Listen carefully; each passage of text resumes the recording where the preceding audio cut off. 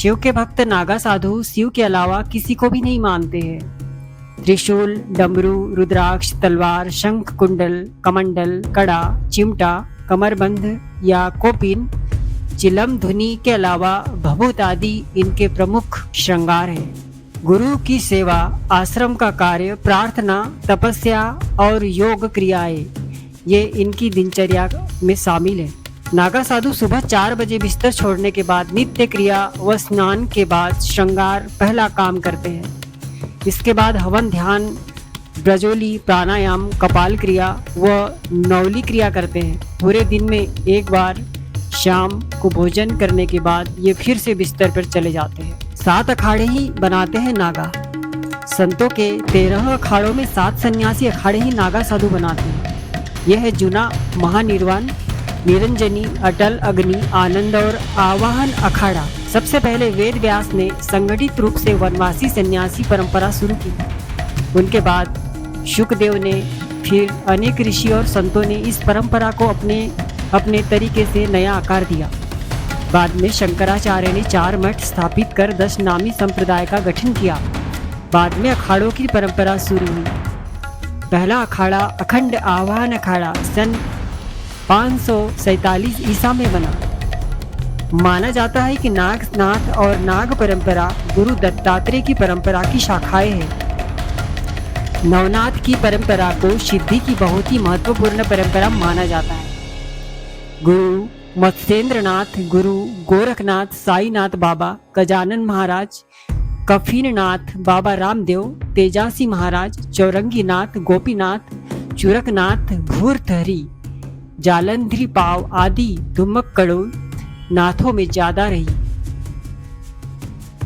4 जगहों पर होने वाले कुंभ में नागा साधु बनने पर उन्हें अलग अलग नाम दिए जाते हैं। इलाहाबाद कुंभ में उपाधि पाने वाले को नागा, उज्जैन में खूनी नागा, हरिद्वार में बर्फानी नागा तथा नासिक में उपाधि पाने वाले को खिचड़िया नागा कहा जाता है।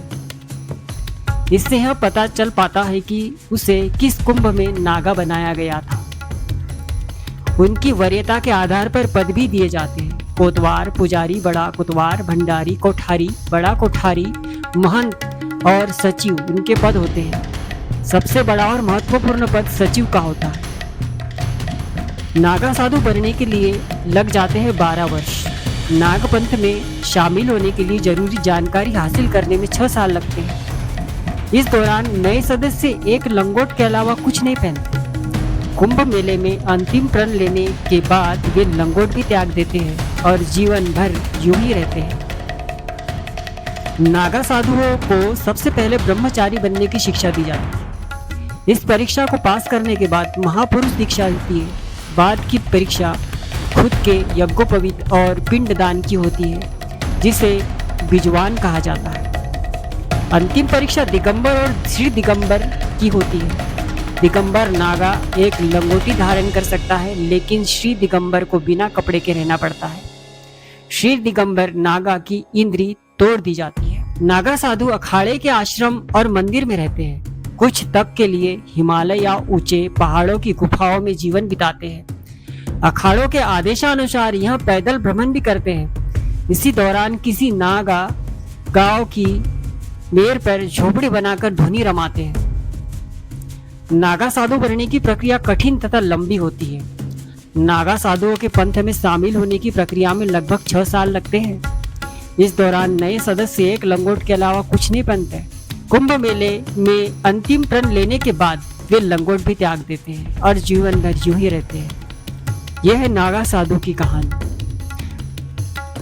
बातचीत के दौरान नागा संत ने कहा कि शाही स्नान से पहले नागा साधु पूरी तरह सज धज कर तैयार होते हैं और फिर अपने इष्ट की प्रार्थना करते हैं। नागाओं के 17 श्रृंगार के बारे में पूछे जाने पर उन्होंने बताया कि लंगोट, भभूत, चंदन, पैरों में लोहे या फिर चांदी का कड़ा, अंगूठी, पंचकेश, कमर फूलों की माला, माथे पर रोली का लेप, कुंडल, हाथ में चिमटा, डमरू या कमंडल, गुंथी हुई जटाएं और तिलक, काजल, हाथों में कड़ा, बदन में विभूति का लेप और बाहों में रुद्राक्ष की माला 17 श्रृंगार में शामिल होते हैं। सन्यासियों की इस परंपरा में शामिल होना बड़ा कठिन होता है और अखाड़े किसी को आसानी से नागा रूप में स्वीकार नहीं करते।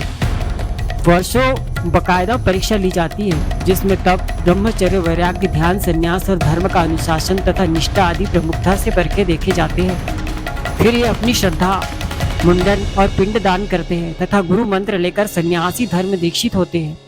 इसके बाद इनका जीवन अखाड़ों, तप, परंपराओं और समाज के लिए समर्पित हो जाता है।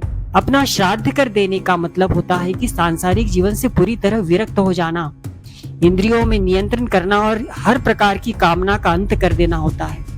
कहते हैं कि नागा जीवन एक इतर जीवन का साक्षात ब्यौरा है और निस्तारता, नश्वरता को समझ लेने की एक प्रकट झांकी है। नागा साधुओं के बारे में ये भी कहा जाता है कि वे पूरी तरह निर्वस्त्र रहकर गुफाओं, कंदराओं में कठोर तप करते हैं। प्राच्य विद्या सोसाइटी के अनुसार नागा साधुओं के अनेक विशिष्ट संस्कारों में से शामिल है इनकी कामेंद्रिया का भंग कर दी जाती है। इस प्रकार ये शारीरिक रूप से तो सभी नागा साधु विरक्त हो जाते हैं, लेकिन इनकी मानसिक अवस्था उनके अपने तप पर बल पर निर्भर करती है। सनातन धर्म योग, ध्यान और समाधि के कारण हमेशा विदेशियों को आकर्षित करता है, लेकिन अब बड़ी तेजी से विदेशी, खासकर यूरोप की महिलाओं के बीच नागा साधु बनने का आकर्षण बढ़ता जा रहा है। उत्तर प्रदेश में इलाहाबाद में गंगा, यमुना, अदृश्य सरस्वती के संगम पर चल रहे कुंभ मेले विदेशी महिलाओं, नागा साधु आकर्षण के केंद्र बने हुए हैं। यह मानते हुए भी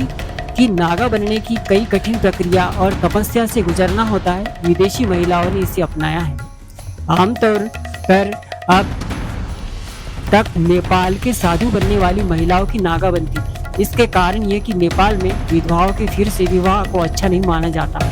ऐसा करने वाली महिलाओं को वहाँ का समाज भी अच्छा नज़रों से नहीं देखता है। लिहाजा विधवा होने वाली नेपाली महिलाएं अपने तो साधु बनती थी और बाद में नागा साधु बनने की कठिन प्रक्रिया से गुजरती थी। कालांतर में सन्यासियों के सबसे बड़े जूना अखाड़ों के में सन्यासियों के एक वर्ग को विशेष रूप से सशक्त और शास्त्र दोनों में पारंगत करके संस्थागत रूप प्रदान किया जाता है। उद्देश्य यह था कि जो शास्त्र से न माने उन्हें शस्त्र से मनाया जाए। ये नग्ना अवस्था में रहते थे। उन्हें त्रिशूल, माला, भाला, तलवार, मल्ल और छापा मार युद्ध में प्रशिक्षण दिया जाता था।